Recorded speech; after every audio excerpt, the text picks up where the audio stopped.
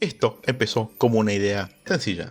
Iba a ser una recomendación sobre un anime que vi hace muchos años. Iba a ser un video sobre cómo no recibió la atención necesaria, qué sé yo. Pero en mi búsqueda de información sobre esta historia, me encontré la siguiente línea. El autor del manga saliendo públicamente a decir que a todos los que les gustó el anime no son verdaderos fans de la obra. Teniendo en cuenta lo educados que son la gente allá en Japón, esto es lo mismo que se hubiera dicho: ¿Cómo vas a decir eso?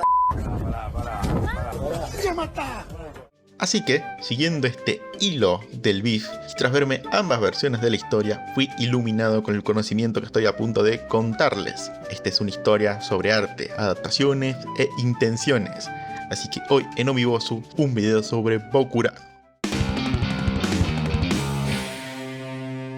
La primera pregunta que te puedes estar haciendo es: ¿qué es Bokurano? Y la respuesta es un anime de 24 capítulos o un manga de 64 capítulos dependiendo de cuál de las dos versiones elijas, lo cual vamos a ver es fundamental. La segunda pregunta que probablemente tengas es: ¿de qué trata Bokurano? Bokurano es la historia sobre cómo un día durante un campamento de verano, un grupo de 15 niños son engañados para formar parte de un contrato que los obliga a formar parte de peleas contra robots gigantes, donde deberán pilotear un mecha extraño que ellos denominan el Zera. Estas peleas tienen reglas importantes que dejan en claro el tono del manga, que incluyen que solo puede pilotear uno a la vez, cada pelea debe concluir en menos de 48 horas y que, ya sea que el piloto gane o pierda, va a morir.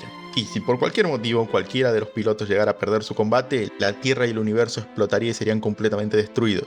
La serie explora los esfuerzos de estos 15 niños, a los que se les encomendó básicamente el destino del mundo, cómo lidian con la carga no deseada que se les fue otorgada, explora sus vidas personales de cada uno y trasfondos que nos dejan comprender su visión del mundo, sus motivaciones y cómo es que ellos tienen que lidiar con tener que dar la vida por el mundo, ya sea ellos quieran hacerlo o no. Como dije antes, mi primer acercamiento con esta historia fue hace mucho con el anime, que me lo crucé por casualidad. Tipo, escuché cómo empieza el opening. Cualquier anime que empiece con este opening tiene que ser bueno, carajo. Pero pensé: hey, es un anime, estuvo bueno, boludo. Tuvo sus altibajos, tiene unas partes medio aburridas, pero en general me pareció bastante sólido.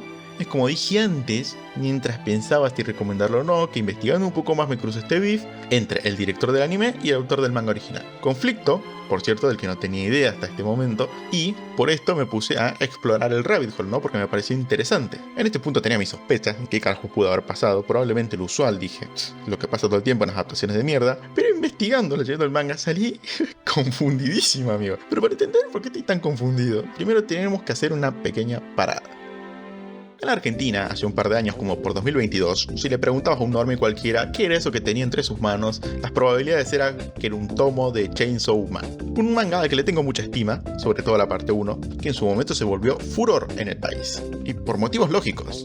Es un manga que me parece tiene un espíritu que resuena mucho con nuestra cultura, y eso me pareció muy bueno, ¿no? Es lógico entonces que resuene tanto con nuestro país. Cuando anunciaron la adaptación del manga, todos dijimos: esencia. Todos esperamos pacientemente como niño que espera la Navidad y, luego de un par de meses, finalmente tuvimos frente a nosotros el sueño prometido. Y nuestra primera impresión colectiva fue... Porque sí, pasaron cosas. La adaptación fue un fracaso comercial. Esto es más allá de si estás de acuerdo con lo que voy a decir a continuación o no. La pregunta que el mundo se hace es: ¿cómo pudo la adaptación de uno de los mangas con más tracción de la historia fallar así, con el hype que cargaba, hermano? La adaptación parecía buena, qué sé yo, no cambió nada. Es lo más adaptación 1:1 que puedes hacer del material original. Adaptó paneles tal cual, con la más alta calidad de animación. Literalmente Madhouse estaba en una esquizofrenia galopante en ese momento de que esta iba a ser la adaptación de anime que lo cambia todo, la financió él mismo. ¿Cómo pudo la adaptación perfecta fallar? Y la respuesta es: porque de perfecta no tiene nada. El manga de Chainsaw Man se consolidó en su momento, en parte, por la forma en la que funciona su narrativa, su historia. Durante su emisión, los primeros tomos de Chainsaw Man eran una historia frenética, graciosa y entretenida. No era pretenciosa en lo más mínimo. A medida que la historia progresa, poco a poco se mete de lleno en una historia que da para más y por ende da más. Se toma en serio a sí misma y da un cierre excelente. Es en este balance que tiene entre ser una pelotudez y ser realmente interesante que la historia atrapó a todas las personas. Es una premisa sencilla, entretenida, que cualquiera puede ver la sinopsis y decir: qué gracioso, ponerse a leerlo y quedar cautivo en una historia llena de subtexto y un mensaje acerca de encontrar significado en lo trivial. Como dije, todo muy acorde. Acá es cuando entra este chavo, un tipo que, a la par que nosotros, leería el manga, le encantaría y tendría una oportunidad que ninguno de nosotros soñaría. se le presentó la oportunidad de dirigir el anime de este manga, del manga que lo había atrapado y le había encantado. El problema es que tal vez le había encantado demasiado, y esto le provocó una visión de túnel gigante. Este amigo no comprendió que Chainsaw Man, como dije antes, funciona en múltiples partes, donde el comienzo tiene un tono que es fundamentalmente distinto del resto y que es vital para transmitir de manera correcta el mensaje que intenta transmitir. Es una historia que funciona por el contraste. Pero este tipo no está de acuerdo. Este tipo creyó que en este caso en concreto el estilo no era tan importante como la sustancia. Y cuando le preguntaron qué quería hacer a la hora de llevar al pibe motosierra al mundo de las monas chinas, su respuesta fue apostar todo por esta energía del final del manga, por verlo lo más parecido a una película, verlo verdaderamente arte, que todo el mundo sepa apreciar ese tramo del manga, sin notar que haciendo todo esto estaba pecando de ser demasiado fiel a una idea en concreto. Sin el más mínimo cambio del material original en términos de contenido, esta adaptación seguía estando incompleta, porque no tiene el espíritu de su contraparte original. Entonces acá yo les pregunto a ustedes, ¿puede una adaptación que decidió no cambiar nada ser mala? Y mi respuesta es claramente sí. Me parece una mala adaptación el anime de Chainsaw Man. Y la razón de cómo podría esto suceder es que se desentendió de qué es lo que intentaba hacer el material original. Acá capaz que te estás preguntando por qué carajos te conté esta historia. Porque mi primer instinto, al igual que el de muchos de ustedes, fue pensar, sí, seguramente el mangaka se enojó por lo usual, los locos flasharon cualquiera y se mandaron una Tokyo Ghoul. Y sí, cambiaron muchísimas cosas, pero no fue lo que cambiaron, no fue lo que cortaron y no fue ni siquiera lo que decidieron cambiar de lugar. Es por qué carajos el director decidió hacer todo esto. Verán, Bokurano es una historia que funciona, podríamos decir, en 3 niveles diferentes al mismo tiempo. Primero está el nivel más superficial y básico, que ya te lo conté. 15 chicos tienen que pelear en un robot por la supervivencia del planeta. Hay un segundo nivel, más específico, como dije antes. El manga y el anime se estructuran de una manera medio compartimentada, donde cada una de las peleas es un pequeño arco, donde vamos a explorar por un breve periodo de tiempo una historia en concreta de uno de los 15 pilotos que van a pelear, nunca todos a la vez, donde en cada uno de esos pequeños tramos hay un eje central, una narrativa más pequeña contenida dentro de la historia más grande que es el destino de la Tierra. Por ejemplo, cuando le toca pelear al segundo niño, Masaru Kodama, aprendemos cómo él ve la realidad, cómo la tiene distorsionada por la influencia de su padre, una persona que se define rápidamente como malvada, pero que, más importante que su padre, es cómo él resignifica a los ojos de su hijo lo que significa el poder y cómo usarlo. Bajo este lente corrupto que tiene el niño, él ve el poder como una herramienta que ejercen las personas elegidas, las que lo tienen a su disposición, sobre cualquier otro personaje que sea, digamos, de fondo. Pero, al ver a su padre morir durante su propio enfrentamiento, comprende que su padre era un hombre poderoso, pero era tan mortal como cualquier otro. Y si un hombre así era un mortal como cualquier otro, ¿qué significa eso para alguien como él, que lo admira pero es realmente más pequeño? Y por supuesto, podemos analizar la historia siendo aún más críticos y pensar un momento, ¿qué anexa todas estas historias que parecen compartimentadas y separadas? ¿Qué conecta el hecho de que estemos viendo a niños morirse? ¿Y cuál es la analogía, no? Porque si bien es obvio que podemos tomarnos la historia frente a nosotros de manera literal, la historia es claramente una crítica al daño y a los peligros que acechan a los jóvenes en la sociedad moderna, explorada bajo la misma premisa. Che, esto está mal y deberíamos hacer algo para cambiar como sociedad, ¿no? Acá fue cuando el director vio esto y dijo, nah, y transformó toda la historia en un seinen de mechas y tragedia, pasando por alto, ya sea por desagrado o por ignorancia, todo el subtexto de la historia. Se añaden segmentos enteros que contradicen el mensaje original, mientras que en otros casos se retconean partes sustanciales de las tramas de los pilotos. Y si bien eso me parece que, qué sé yo, no tiene sentido, me parece que tiene aún menos sentido qué cosas decidió retconear añadir, siendo la gran mayoría defensas contra la crítica que hace el material original. Déjame demostrar mi punto un momento. El primer piloto que conocemos es Takashi Wako. A este chabón no le cambiaron mucho, pero únicamente porque es el que menos tiempo tiene para pilotear. El segundo chabón, Masaru Kodama, es la historia que te conté antes, del chico perturbado por la visión distorsionada que tiene su padre. En el anime decidieron darle un carácter muchísimo más sádico, haciéndolo parecer, la verdad, un psicópata. Mientras que en el manga es visto más bien como una cosa infantil, porque es un niño, ¿no? Claramente. Él no es verdaderamente un psicópata, es un chico medio perturbado nada más. Y al hacer esto, ignoran el punto de que claramente él no era malvado, simplemente estaba siendo influenciado de manera incorrecta por otra persona. El cuarto piloto del manga, Mako Nakarai, acá hicieron un cambio que si cuela, amigo.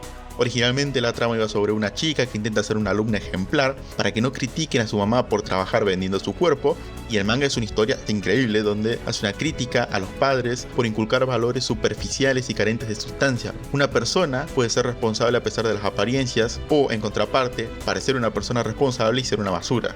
Acá, al señor Mr. Director le pareció súper inapropiado todo esto que te estoy diciendo, e hizo que al final de este tramo de esta mini historia se revele que no, la mamá de Mako cuando nació dejó de trabajar de esas cosas. No, mirá, si una persona así puede ser una buena persona, no diga boludeces. ¿Estás entendiendo lo que te estoy diciendo? El sexto piloto es la tipa que tuvo una relación inapropiada con un profesor y termina quedando embarazada, y el chabón este filtra el video de cuando se la detona en el internet, ¿no? Y es una menor de edad, claro. Y en el anime, tipo, se toman su intento de venganza como una cuestión poco ética. No solo hace esto después de censurar lo que de verdad hace en el manga, que es muchísimo peor que lo que pasa en el anime, sino que el manga plantea esto de una manera mucho más verosímil. No es que sea poco ético la venganza que la plantea, es una consecuencia de la inacción de todos los otros adultos que la rodeaban. El séptimo piloto, Kunihiko Moji, le sacaron todas las partes, y de manera totalmente arbitraria porque no afectan el producto original, de por qué él todo el tiempo está mencionando que es un castigo divino que le toca pilotear el Zerat. Solo en el manga tiene sentido todo su conflicto interno y el debate moral de por qué él se considera a sí mismo una mala persona. El piloto 9, amigo.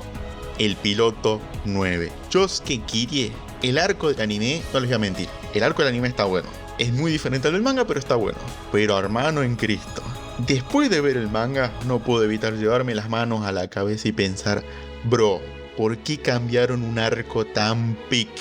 No se me ocurre una razón para cambiarlo, más que porque el director literalmente no entendió qué era esa parte del manga. Es una exploración súper mega hiper compleja del conflicto de dañar o ser dañado. En esta parte del manga, Kirie cuestiona si su vida vale más que la de sus enemigos, y acá, Tanaka, otro personaje que de vuelta hicieron mierda en el anime, en el manga cuestiona a Kirie y le plantea la tegma japonesa que puede existir sobre la tierra, donde le dice que todas las personas que no quieren vivir, que quieren matarse, que lo hagan, amigo, que se maten, porque están consumiendo oxígeno y la voluntad de las personas que los rodean. Carente totalmente de empatía, pero muy acorde a la filosofía japonesa de esta época. Y Kirie rebate esto defendiendo que es una racionalización de intentar no ser consumido por la empatía, y se tiran altos argumentos de un lado del otro en un intento por justificar lo que está pasando en la trama, ¿no? Buenísimo, toda esta parte es increíble, está re bien planteada, y no decís, ah, Tanaka es un sorete en el manga, decís, tiene un punto, aunque no estemos de acuerdo con él.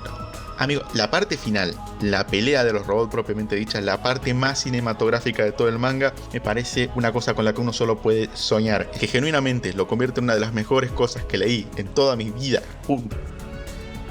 Si no comento todos los pilotos es porque sería demasiado tiempo y es medio al pedo, porque yo creo que en este punto me estás entendiendo la clase de cambios que hay. Son cambios entre muchísimas comillas menores, como por ejemplo toda la trama de la familia de Ujiro, que en el anime resulta ser un grupo de mafiosos, y yo estoy como, ¿what? Toda la trama del gobierno siendo malo maloso porque las corporaciones son malas, chicos, o sea, amigo, ¿no viste los dibujitos? En el manga, por ejemplo, todo el ejército japonés se representa como tal vez las únicas personas en todo el país que entienden por lo que los niños están pasando. El único, mejor dicho, otro grupo de personas que se sacrifica, que está dispuesta a dar su vida por el bien de la nación. Entonces, claro, en el anime esto no pasa, ¿no? Porque de vuelta las corporaciones son megas malosas y el gobierno también, y el ejército es una molestia todo el tiempo, mientras que en el manga son el componente más empático que existe, ayudándoles inclusive a conseguir 2 victorias que en el anime no existen y no pasan así. Porque en el anime el ejército solo le tira un par de misiles a los robots y dice, uy, me dio ansiedad, y nunca más vuelven a aparecer. En el segundo en el que terminé de leer el manga fue cuando empecé a teclear furioso este guión e investigué un poco más, topándome con un blog. Un blog que, escuchame hermano, lo recogí de la Webback Machine, del loco del director, diciendo textualmente que no le gustó el manga y que además no está completamente seguro de haberlo entendido. ¿Me estás escuchando? El tipo que está adaptando el manga. Tengo mucho que decir, pero intentemos no alargar demasiado el video. Es claro que un día un hombre vio a través de su ventana y reflexionó, y decidió, con aquella reflexión, crear una de las obras que, luego de leer, no puedo sino volver uno de mis mangas favoritos. Una verdadera tragedia que intenta hacernos recapacitar, intentar conectar con nuestra empatía más genuina y decirnos, che, el mundo en el que vivimos está re hecho mierda, ¿no? ¿Qué hemos hecho como sociedad? Y aunque trágico, también es un mensaje cargado con optimismo. Ve al mañana como una oportunidad para hacer las cosas mejores, para no cometer los mismos errores y salvar, entre comillas, a una parte de la sociedad que es la que está más afectada según él. El manga comienza con las líneas: nos creíamos adultos, creíamos que podíamos hacerlo todo, pero en realidad solo éramos niños que aún no habíamos experimentado verdadera tristeza, alegría o ira. Solo lo entendimos cuando a los 15 nos topamos con eso. Y quiero aclarar que eso no era el robot, eso es el punto particular de inflexión que da pie a la historia de cada uno de los pilotos. Es lo que le pasó a cada uno de ellos en su vida personal antes de que sucedieran todos los eventos del manga. Por eso es la misma línea con la que el manga decide terminar. Es un recordatorio de que no es tarde. Estamos a tiempo de no obligar a los niños a subir al Zerat metafórico, de no obligarlos a pelear una batalla que, aunque beneficiosa para todos, solo puede acabar con ellos, entre comillas, destruidos. Bokurano significa literalmente nosotros, pero una persona decidió hacer una adaptación sobre él, lo cual me parece el concepto más triste que vi en mucho tiempo. Es una historia que durante un muy breve periodo de tiempo mientras la estaba leyendo pensé, capaz que es demasiado, ¿no? Tipo, la sociedad no está tan mal. Y después recordé, ¿no? Todo lo de los archivos Epstein, lo que está pasando con Mangoban, si sabes la controversia. Literalmente, sí, la sociedad tiene unos aspectos bastante decadentes. En este punto, quiero simplemente recomendarte la historia, ¿no? Si no lees manga, revisa el anime, está bien, te va a entretener y aún tiene muchas cosas rescatables, sobre todo las tramos que no cambió. Pero si sos de leer manga, hermano, no tiene desperdicio. Confía en mí, es una verdadera masterpiece. Esto concluye el video de hoy, no quiero extenderme. Podría hablar horas y horas de este manga, contarte 1001 detalles y simbolismos que hay en el manga que me parece le calzan como anillo al dedo a la historia moderna que tenemos hoy en día en la sociedad, pero qué sé yo, te lo dejo de tarea, no quiero spoilear demasiado tampoco. En pantalla van a estar viendo las redes sociales de Len, que es la segunda mitad de mi voz detrás de la pantalla, van a ver las mías, que no las uso, y esta es tu oportunidad para suscribirte, comentarnos, ya sea de lo que te pareció la historia o de alguna recomendación de manga que quieras poner en la caja de comentarios. Una disculpa por tardar mucho en hacer este video, pero estuve ocupado, pero el siguiente ya está en proceso de producción mientras estás escuchando esto, así que tal vez llegue antes, ¿eh? Con esto me despido y nos vemos en la próxima ocasión.